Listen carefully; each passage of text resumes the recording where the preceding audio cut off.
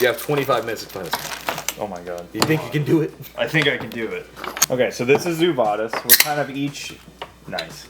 We're kind of each our respective little animal kingdom. So the point of the game, it's a very loose negotiation game. So I'll say that up front. You can pretty much offer whatever you want as we go through. The object of the game is to collect points. It's always good to be a part of deals because you're always going to get something for being a part of the deal, even if you're just contributing a vote. So the game will end. We're all trying to move up through the exhibits. So each of these is an exhibit up to the star exhibit, and once it's full, the game will end. You need to have at least one of your animals in the star exhibit or you won't score at all. So if you have the most points but you don't get anybody in here, you don't score at all. It doesn't matter how many you have in, just at least one. And then the order is a tiebreaker if it comes up. Pretty unlikely. So everything that has a number on it is points, and it's going to be your currency. So we'll all start with 2 coins to make deals with. Your points are private, so you can keep it behind your screen. And in the same fashion, when you're offering people money, you're offering them points. So just keep that in mind. So the way that it works is you're always going to take one of 4 actions, and it's on your screen, I think, to the right side. So it'll be these. The iconography probably won't help you that much, but as we play, it'll make sense. So the first one is you're going to add one of your 6 little animals to an empty spot in the bottom of the exhibits. So some of them will have like 5 spots, some of them will only have 1 or 3. So you can just add them in, and that would be your whole action. The second action is you can move an animal from an exhibit that they're currently in if you have a majority. So if you're in a 1 space exhibit, you can always vote for yourself and move forward. If you're in a 3, you need at least 2 votes. And keep in mind, it's the size of the exhibit, not the number of things in it. So if you're in a 5 by yourself, you still need 3 votes, even if you're the only one here. So as the game fills up, there'll be more and more people in the bottom, and you start to make deals to get them to vote for you, so you can move forward. And anytime you move forward, you're going to collect whatever laurel is in your path. So if I go here with my votes, I would take the 3, and this will refill from the bag. They go from 2 to 5.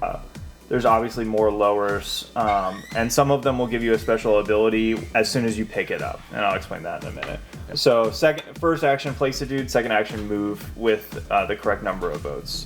The third action that you can always do is you can move a peacock from its exhibit to an exhibit that it's connected to. And you'll always get 1 coin for that. You don't need any votes, it's just moving the peacock forward, and you'll get 1 coin from the bank.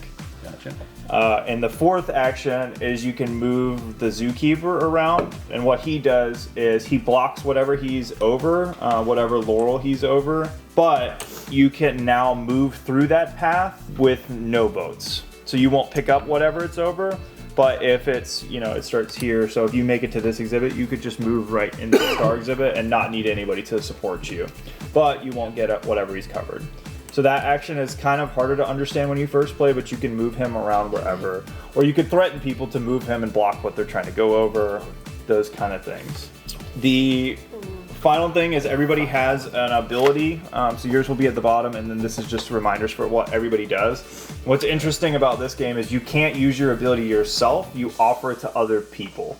So you can use that as part of your negotiations of trying to get people to vote for you or help them out or whatever, get future favors, those kind of things. So like mine is I can allow people to move into a full exhibit.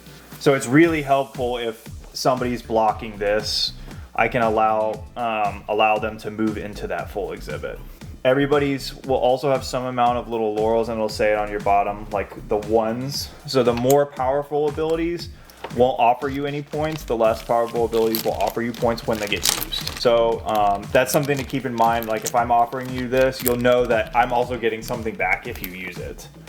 So mine would be 2 points. The armadillo is generally the most powerful one because it lets you bypass parts of the map going through the little tunnels. So she doesn't get any kickback, but that means that she can ask for more for you to use that. Gotcha. Okay. That is the vast majority of it. A lot of it will be clear as it comes. Anytime that you pledge a vote, so say, give me a couple of armadillos. Say in this case, I ask her to help me get out of this exhibit. We'll negotiate for whatever one. I'll say like, I'll pay you a coin to vote for me. So she'll get my whatever I offered her plus a coin per vote that she's providing me. So in this case, I need 3 votes, so I'm voting for myself. and she would offer 2 votes, so she'll get 1 coin per vote. So in that deal, she would get 3.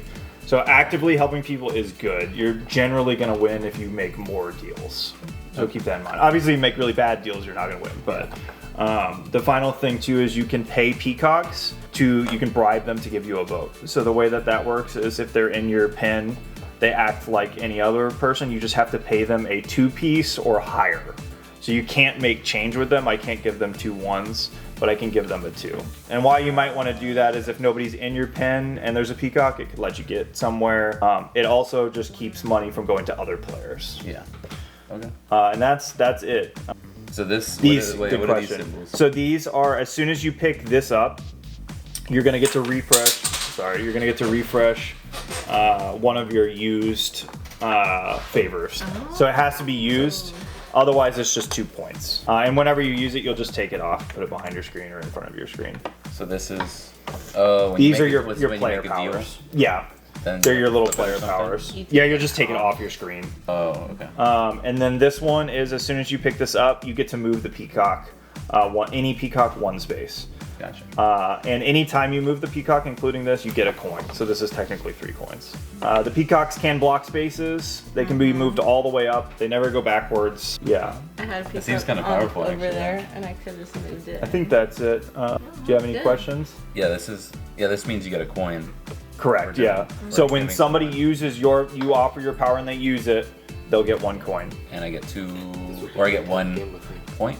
1 coin, yeah. It's just showing that. Oh, that. Oh, okay. Yeah, Gotcha. yeah. Gotcha. That's just kind of like a reminder to yourself. I'm trying to think if I forgot anything. And do these get? How often do these get? Never. Only if you pick up this. So you'll for the most part, there's a couple of them. Yeah. For the most part, you have 2.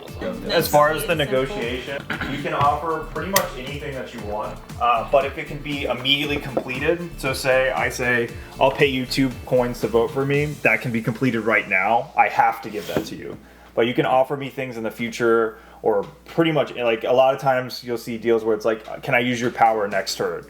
You don't have to offer complete that deal. But if you don't, people usually don't want to make negotiations with you in the future. So keep that in mind. Gotcha, But okay. if it is a deal that can be completed immediately, it's binding. Otherwise, Okay. dealer's choice. All right. And then this is. They're just the starting spots for the peacock. So Oh. Okay, one will okay. start there. I think the only 2 in a 5 player because it'll get pretty cramped.